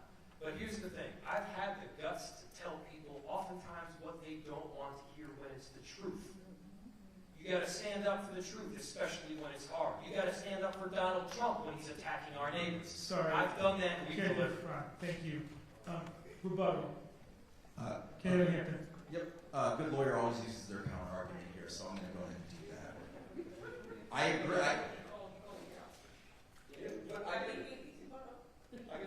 We get a rebuttal to the vote. That ain't fair. There have been really difficult things that we have faced, and I agree that we have faced some of the hardest years in the last several years. And all I'm presenting in this moment is, even if you are running the same playbook, some coaches can implement it better. And this coach, and this question is about small businesses. I ran one for the last 5 years.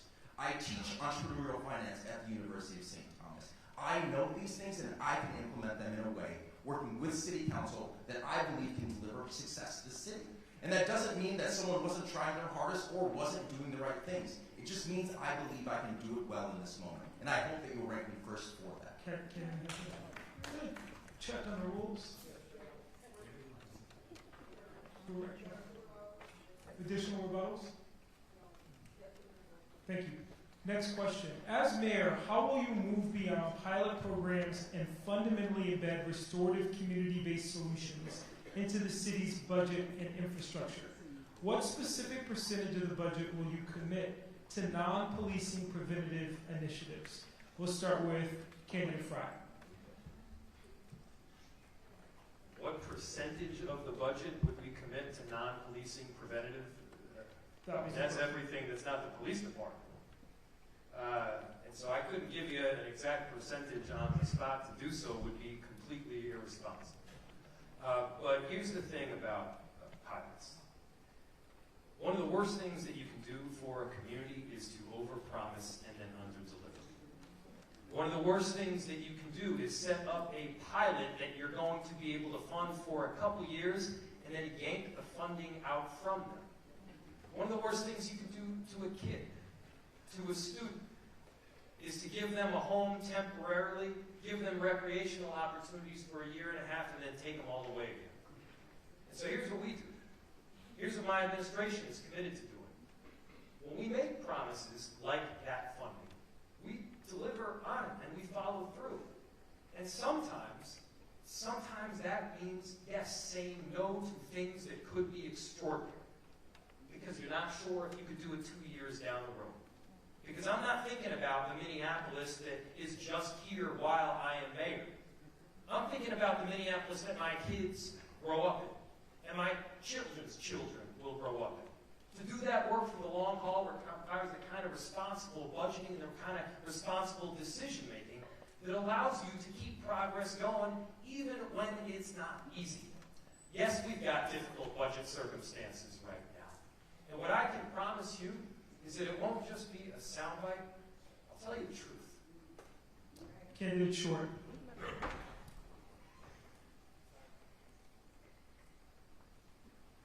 I would say 30%. 10% for our mental health programs, 10% for our youth city programs, and 10% for our interrupters. And they will start making non-emergency police reports, so those can get done.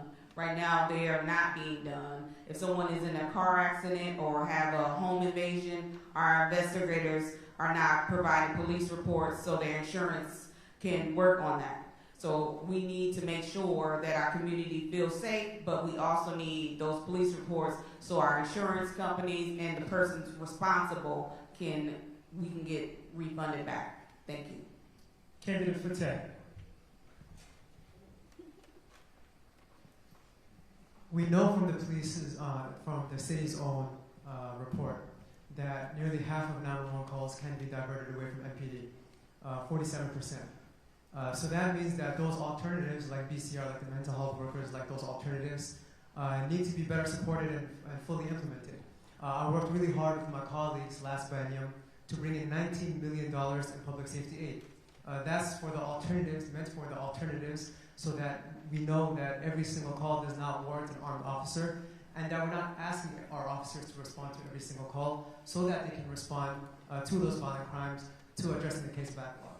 But I want to also mention one thing when it comes to the budget, and I've seen this also as a senator at the Capitol, is that when we're talking about budgets and initiatives and things that work for our communities, they're not talking the same way in which when we talk about things for the wealthy or the well-connected.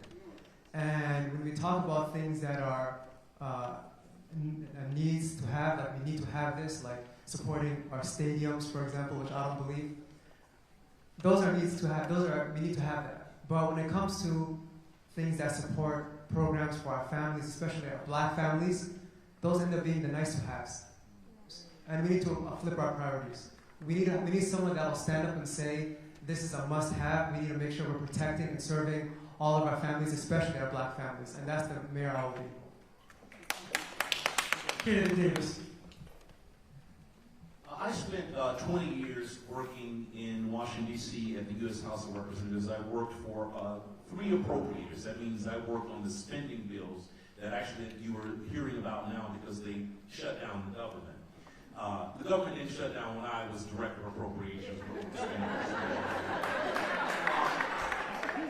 But one thing that you do with this is that you do oversight and measurement. You see what's working. You look at programs that are working. You analyze it. You bring people in and sit them in front of you and tell me, are you meeting what we have set for you to do? Are you doing what we told you to do? Are we getting a return on the money that we did? That's what we have to do. And in public safety, all the more reason, you have to make sure that every one of those pieces of the community safety matrix are operating with all the resources they need to do.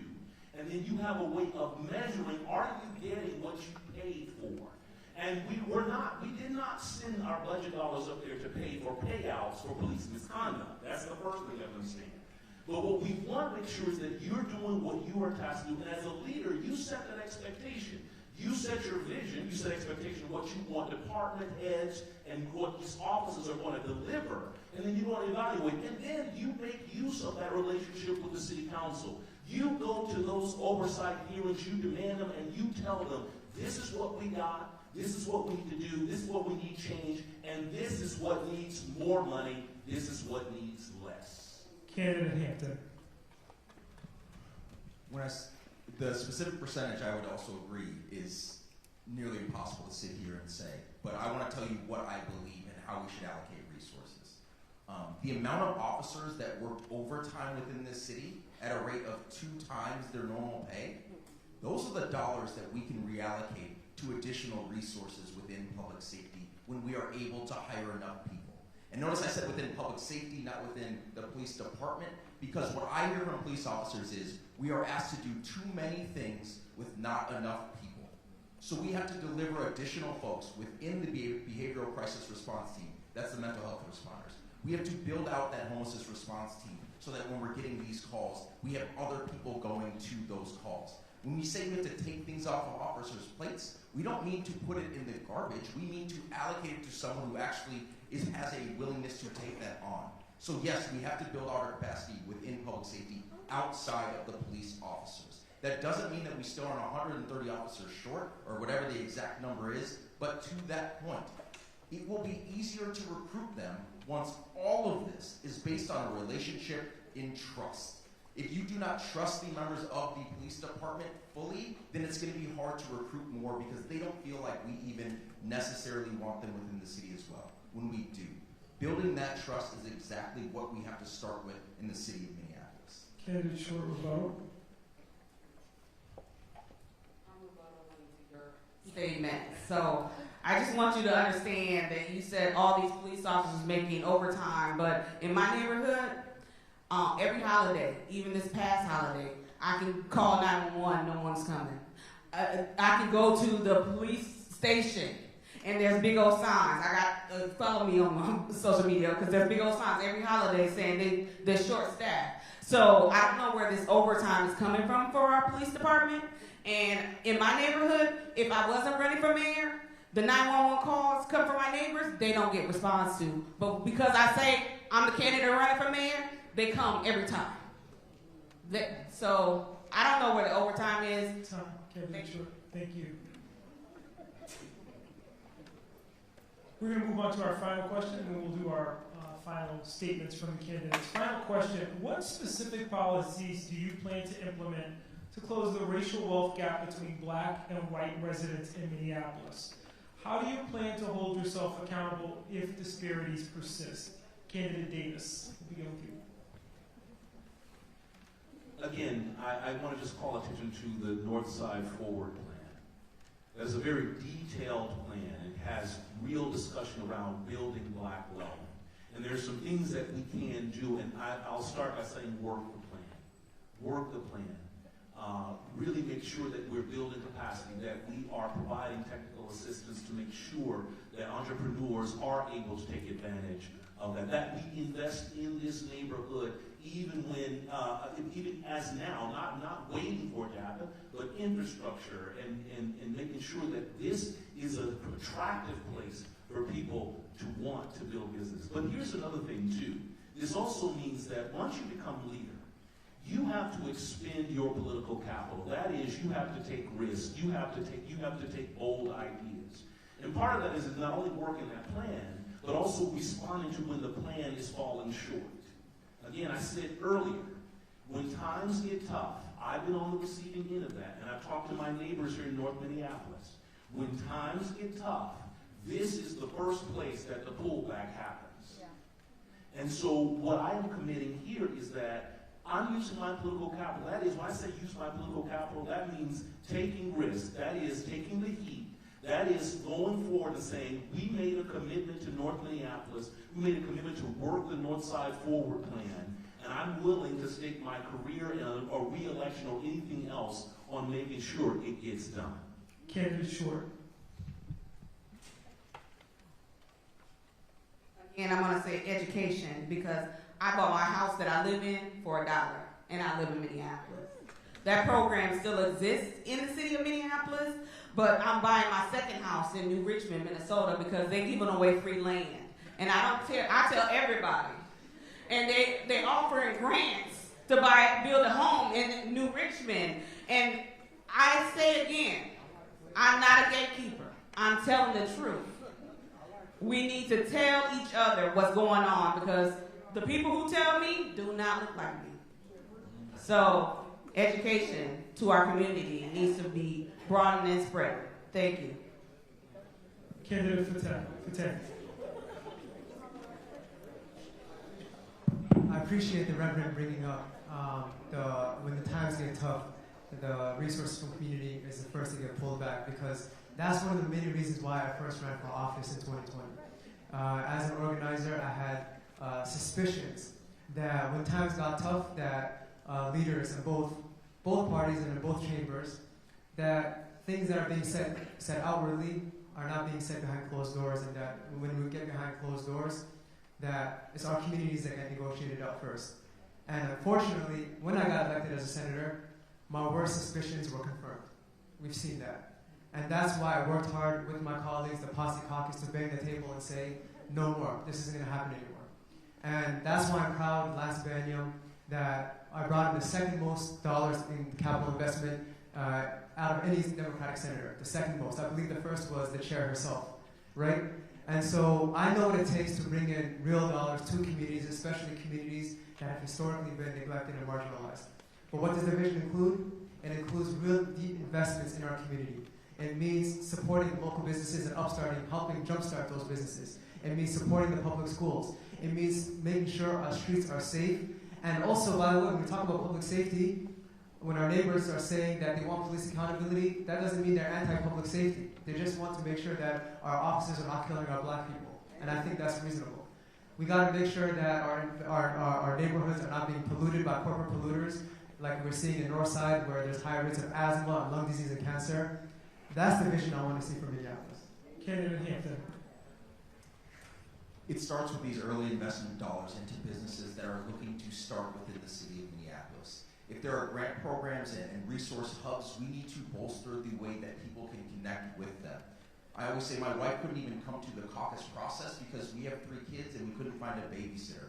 We have to meet these small business owners where they are to help them understand what the resources are. And then once we do that, the next step is to ensure that we aren't getting in the way of that business owner.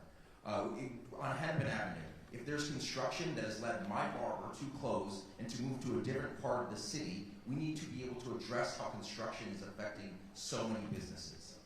If businesses are saying if we're telling businesses it's going to be 6 weeks and it takes 6 months, that is our promise we're making. And guess what? If we fall short on that promise, we need to follow through with funds that said we fell short. Those should be things that are built into the scope and the budget of the work, because if they're going to be delayed and take more time, then we have to make it right with those business owners. It's not okay to turn our back when things get tough on these business owners, and we have to inject the dollars and make sure they're available all the time within our city for this growth. Because small businesses employ the vast majority of new jobs within the city of Minneapolis. It's not just the business owner, it's also the employees that are working there. From a coffee shop that I talked to that said every employee worked within 2 miles of that, to businesses that are downtown, people like to be here to support their small businesses, and we have to ensure that we aren't getting in their way. Kenneth Fry. So I think the question was about closing the opportunity gap between black people and white people. We're on the north side right now.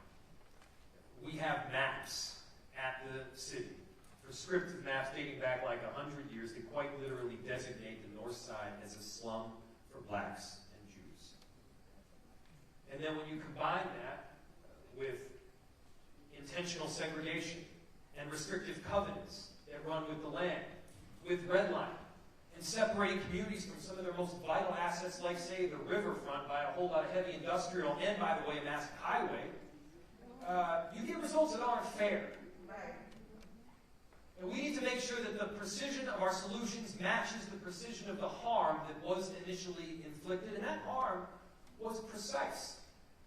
So if I could talk for 45 minutes about the policies that we've enacted and the plans that we're going to bring forward. By the way, North Side Forward, I was on board with it before it was even called North Side Forward. We were meeting to make sure that this was something that could get carried out, enacted, and executed to work the plan. And standing by communities like this one right here is not just something that you can do during good times. We have been through hard times in this city. We don't back down. We'll double down on investments in the north side, ranging from West Broadway to Upper Harbor Terminal. And we won't quit because I know that it's not just about the CEOs and artists and entrepreneurs, the creative class of tomorrow. We know that they are here right now. Thank you, candidate Fry. Rebuttal from candidate Davis. It's not so much rebuttal, I just want to put a finer point on it. If it was intentional actions to carve black people out of benefits, I think through redlining, through discrimination, act discrimination, those were intentional actions that were taken.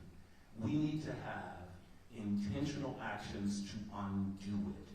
And the precision, you said precision. I want to say the dollars and the policy that created that, we need as much money and precision to dismantle. So that's why I want us to continue to keep front and center. Thank you, candidates. Before we move to closing remarks, I trust that each of you feel that you've been treated equitably this evening.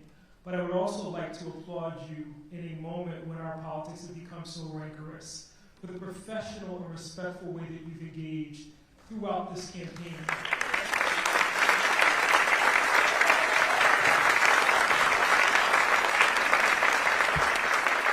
You have been models of decency in a moment when we desperately need decency in politics. So thank each of you.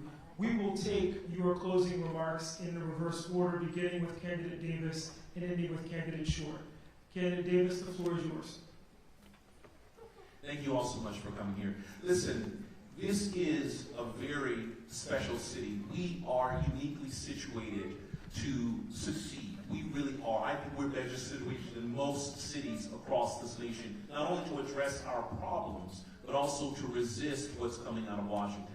But what it's going to take, again, is all of us leaning into, please don't accept the cynicism and that comes with the gridlock. Don't accept the narrative that we can't do better than what we've been doing. Don't throw your hands up. Don't throw your hands up and say it's not possible to do the things you've heard here.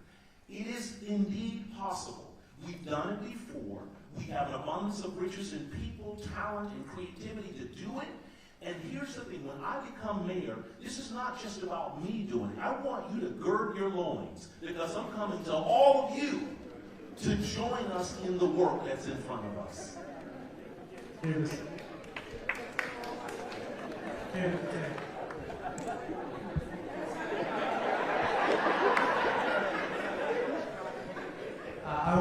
thank you to our host for this beautiful evening. I want to thank all of you for taking the time tonight to listen to our collective vision. Again, my name is Omar Fateh, State Senator representing Southside Minneapolis. And right now we're in a moment. 5 years after the murder of George Floyd, and now we still need a plan forward in public safety. We have not only a housing crisis, but we have unhoused neighbors right now sleeping outside with no plan in sight. And so we need a new direction in our city that will take a cross-jurisdictional approach. I'm honored to be endorsed by 6 of the 13 city council members as a first choice candidate. I'm honored to be endorsed by all levels of government, county, state, local, city. And I'm honored to be endorsed by just not the progressives, but the Blue Dogs, who shall work with everyone. But we need a new direction, and I hope to earn your first choice vote to make the city a more affordable city, accountable to us. Thank you. Candidate Fry. I'm really grateful to all of you for coming out. The fact that you showed up and have stuck around really says something about who you are and the work that you want to do together. We're at a crossroads right now. We can go down a route that is about rhetoric and social media posts, or we can go down a route that quite simply helps, gets results, and works for people. It is based in truth and reality and pragmatism. Even during the most difficult circumstance, I have chosen the latter route. I'm running for one final term here to get the job done, to make sure that this city realizes every single bit of potential, and regardless of who you are, what zip code you grew up in, or who your parents were, we can make sure that you have the opportunity to succeed. Thank you so much, and I ask for your first choice vote.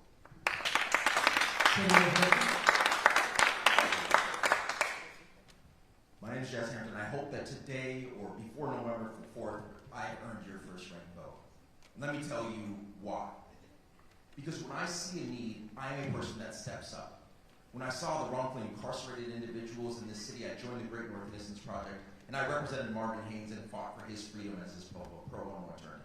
When I saw the tragedy of what happened with George Floyd, I started my business that I still run called Turn Signal, connecting drivers to an attorney on a video call instantly when they've been pulled over to protect their rights. When I saw that only 5% of our teachers are black men, I became a professor. When I saw the housing needs we had, I joined the Catholic Charities Board. And I've sat by too long to not step up on behalf of the city and be the mayor that we can have in this moment. I hope that I've earned your first choice rank in this vote, and I hope to talk to you out there in the lobby as well. I look forward to the conversation. Thanks for being here. Candidate Short. Thank you. As a black woman, I need your first, your second, and your third vote. Let's be clear. Let's be clear. And I'm running for mayor because I'm afraid. I'm afraid that Minneapolis will be the next Detroit, Michigan. I'm afraid that the working class families will be forced out of their homes because we can't afford it. I'm afraid that the low income families will be our next unhoused neighbors. I used to be unhoused in the streets of Minneapolis, so I understand that we need a permanent solution, not a temporary fix. I got a background in criminal justice, so I know that we need community members and police officers to make it safe in our city. I have a 27-year background in finance, so we need a leader that start balancing our budget so we can afford to live in our city. Thank you again, my name is Brenda Short. Thank you. Ladies and gentlemen, another round for your candidates for Minneapolis-St.